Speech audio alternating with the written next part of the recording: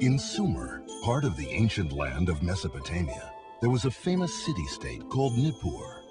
One day, a teacher in Nippur asked his students to start a journal about their lives and their country. This is the story of one student, Nisaba, and her journal. Okay, here we go. Nisaba's Journal, Entry 1. Teacher wants us to write about our lives. What is my life like here in Sumer? I think I'll tell the story of my people from the very beginning. My grandfather knows all about it. He says the first thing we Sumerians did was get really good at farming. My ancestors used to make their living by hunting wild animals for food. They were constantly on the move, following the herds. As they traveled, they would also gather wild berries, nuts, and greens to eat. But they often didn't know where their next meal would come from. It was a hard way to live. Then they discovered they could plant and harvest a kind of wheat they found growing wild. And they also found out how to tame wild goats and sheep and raise them for food. Grandfather calls that domestication. It meant they didn't have to hunt for food anymore. They could grow it themselves. And so my ancestors stopped wandering and stayed here. They discovered that food grows better here than almost anywhere else. That's because we're in a river valley, right between two rivers, in fact. Mesopotamia actually means land between the rivers. One river is the Tigris, and the other is the Euphrates. My grandfather says it's easy to grow food in our valley because the soil here is so fertile. And he says that is because of the mountains up north. It snows a lot up there in the winter. When the snow melts, all that water runs down into the valley and into the rivers. Then the rivers rise over their banks and flood the valley. And they dump a lot of really good dirt on the land. It's great for growing food in. So now we eat really well. We grow barley and wheat, lots of beans and fresh vegetables, and fruits like melons, dates, apples, figs, and grapes. Our animals give us milk, cheese, and meat, and there are always plenty of fish in the rivers. When my ancestors first started farming here, their biggest problem was never knowing when a flood might come and wash away their crops. Even if the crops survived that, they might die in the summer when it's so hot and there's not enough water. But my people didn't give up. Instead, we actually invented a way to control the river. First, we learned how to build levees. Those are big piles of earth between the fields and the river. They're too tall for the river to get over, so they prevent the floods. Then we made gated ditches around the fields, and when the crops needed water in the summer, we would just open the gates and let some river water flow in.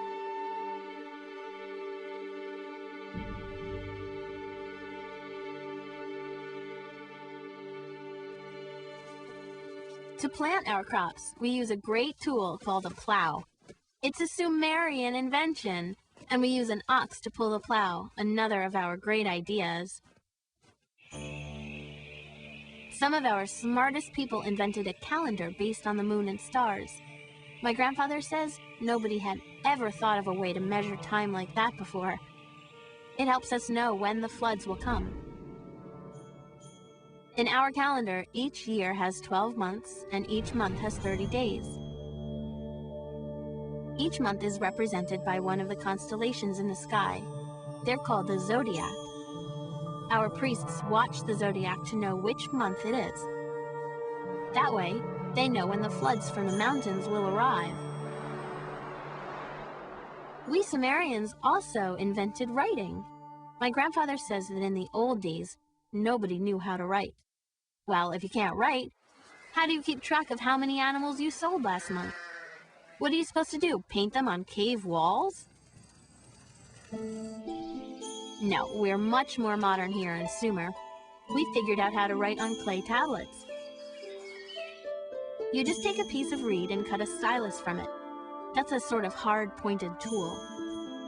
You press the point into some wet clay, and pretty soon you're writing. Our style of writing is called cuneiform. With writing, you can keep records of everything you do. It's great because then you don't have to remember it all. You also can make things permanent when you write them down. For example, we were the first people to write down our laws. But this is maybe the best thing we invented: the wheel. You'd think somebody back in the old days would have thought of it sooner, but we were the first. Before carts and wheels, we used to just drag things around. That was hard. But like I said, we are very modern here in Sumer.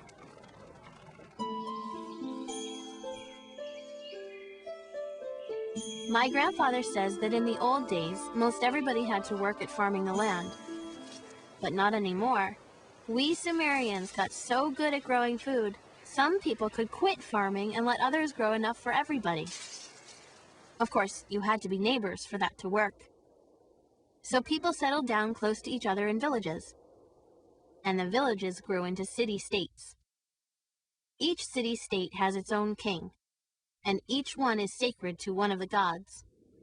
My city-state is called Nippur. It's on the banks of the Euphrates River, and it's the most holy city in all of Sumer. Nippur is sacred to the god Enlil, our greatest god. His temple, the ziggurat, is right in the middle of the city. Our ziggurat is named Eduranki, which means the house binding heaven and earth. The ziggurat is a huge square building, sort of like a pyramid. It's made of several layers, or stories. As you go higher up, each story is smaller than the one below. The very top story is the temple, where the god lives. Around the ziggurat are houses where the wealthy people live, like priests and merchants, for instance. They live in two-story houses. Further away from the temple are one-story houses where shopkeepers and craftspeople live. And beyond them live the farmers and fishermen. All the land outside the city belongs to the city-state too, but most people live inside the city walls. We are very good at making bricks out of mud. That's a good thing because there's a lot of mud here. We gather a bunch of mud, pat it into square molds, and bake the mud bricks in the sun until they're dry. We use them to make all of our buildings. Here's my house. My family lives in one of the two-story houses close to the ziggurat. That's because my dad works for the king. My mom runs the house. Our slaves do the actual work, but my mom supervises them. They prepare meals, keep the house clean, and do other household chores. Mother also weaves beautiful cloth to make clothing. Her cloth is made of fine wool from our own sheep. She sells a lot of it to the traders' caravans. My younger sisters help my mom spin yarn and weave cloth. But I begged my dad to send me to tablet school. I'm learning to write so I can be a scribe. It's a really important job. There are a lot of other jobs in Sumer, like being a potter or a fisherman. Some people grind grain into flour and brew beer. Some are traders, and some just play music. Hey, that wouldn't be so bad. But it would be bad to be a slave. Some slaves were captured in war, and others became slaves because they owed money. They have to work for 3 years, often in the grain fields, and then they are set free. Besides the king and his family, the people with the highest positions are the priests. They care for the gods and make sure they're happy. That reminds me, I should write something about our religion. It plays a big part in our lives.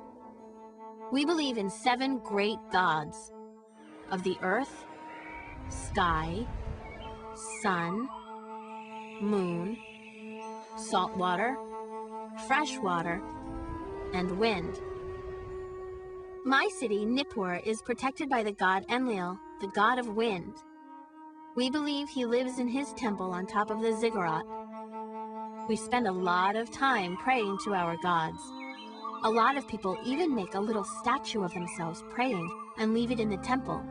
The statues keep on praying while the people go about their daily chores. Our priests hold ceremonies to honor the gods and offer them food twice each day. My older brother Shulgi is a priest in the ziggurat. Only priests are allowed inside. Shulgi reminds me of that every chance he gets. We believe the gods own the land and everything on it. So we give the gods everything we grow. Then the priests share it with all the people. They make sure everyone gets enough.